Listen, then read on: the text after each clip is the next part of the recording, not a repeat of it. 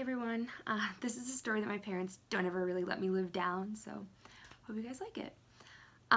So when I was about 6 years old, my dad, who's a self-employed carpenter, decided that he was going to remodel our family home. So for an entire summer, we had crew members in and out doing this whole big addition. We had a whole top half of our house added on. And so this was really exciting for me because at this age, I was finally gonna get rid of my little kid room with my pink walls and all of my, my stuffed animals and my different quilts that were very like little kid-ish. And I was gonna finally get my big kid room, and that was a big deal to me. Even though sometimes I already kind of felt like a big kid. I have an older brother, but for some reason, I was always kind of seen as the more independent sibling. It's just kind of the dynamic in my family. I was always the one that teachers kind of told my parents never to worry about. I always never really had anything going on. It was almost like they could trust me from a really young age. But anyways, my dad and my mom were super excited about this remodel. They wanted the house to be perfect. They had lived here for their entire lives so far, and now that they had 2 kids, they wanted it bigger, they wanted it better, and they didn't want to move, they just wanted to add on.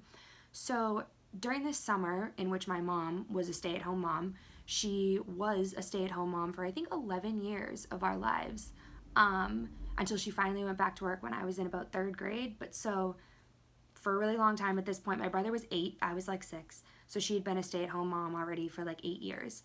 And she decided one day that she wanted to go grocery shopping, do something by herself, just because being home all the time, she always had us around.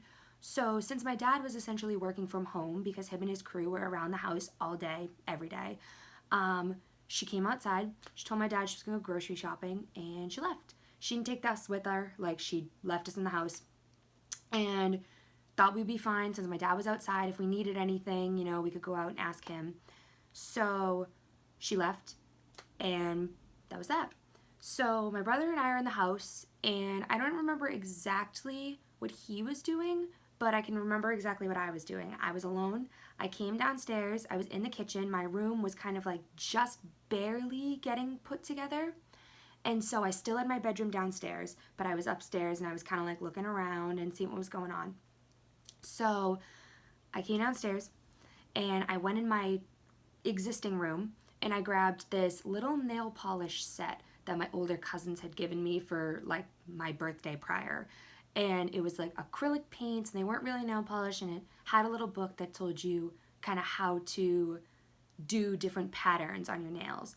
And so me, being the attention seeker that I was as a young child, I thought that it would be a really good idea, since my dad is never really home all that much, if I did something to kind of impress him, and I could paint my nails, go outside and show him how good they looked, and he'd be so proud of me because, he was missing out on a lot of those little childhood moments when he was always at work 9 to 5 every day and my mom was home with us. So I came out of my room, and I decided I was going to sit at my kitchen counter and I was going to paint my nails. And I can remember the pattern that I was trying to go for was like a white base, and you took all the different colors, and it told you to use a toothpick and kind of polka dot them on your nails to make it look more like polka dots rather than using the actual brush. So I was like, you know what? I'm going to do this. I'm going to just do it, show my dad, and he'll be super proud of me, whatever. So I get started. Took me a few minutes, and I thought that I did a really good job. And so I was done, ready to be done. I cleaned up. I knew how to clean up. I had watched my mom paint her nails. I had watched my mom paint my nails. So I cleaned everything up, and there was a bunch of paint like all over my hands, and it was sticking. And so I went to go wash my hands, and the idea of letting the nail polish dry didn't really occur to me. And so when I went to wash my hands, all the nail polish washed off my fingernails. And so I got really upset because I was super excited to, like I said, run outside and show my dad and show him the hard work that I did. But I couldn't anymore, and I was so frustrated, and I didn't want to go and sit back and do it again. So I started crying and ran into my room and hid under my bed. And for me, I guess since my brother's room was adjacent to mine and my dad and his crew members were all around the house, I thought maybe someone would hear me and come find me. But that never happened, and eventually, after however long, I ended up falling asleep under there, under my bed, under a blanket, and my bed skirt was kind of over me. You couldn't see me at all. So a little while went by until I guess my dad came in the house and kind of looked around for us, and I guess he shouted us and kind of was trying to like figure out where I was because my brother was obviously right there. And he thought, oh, maybe she went food shopping with my mom. So he called my mom and made possibly the biggest mistake he could have made. And he asked, hey, is Rachel with you? And to which she abandoned her grocery cart in the middle of the store, and the way that she likes to describe it, she ran out and drove home on two wheels because they all thought that I was missing. So she came home, she was freaking out. My dad, who is usually calm, cool, and collected, started freaking out. All of my uncles were here because they all worked with my dad at one point. They worked with him on the house. So they were all here. All of my dad's crew members, even like my brother, who was like 8 at the time, like I said, were all running around the house, yelling my name, trying to find me. They were out in my backyard. I have like a whole bunch of woods. There was people out in the woods trying to find me.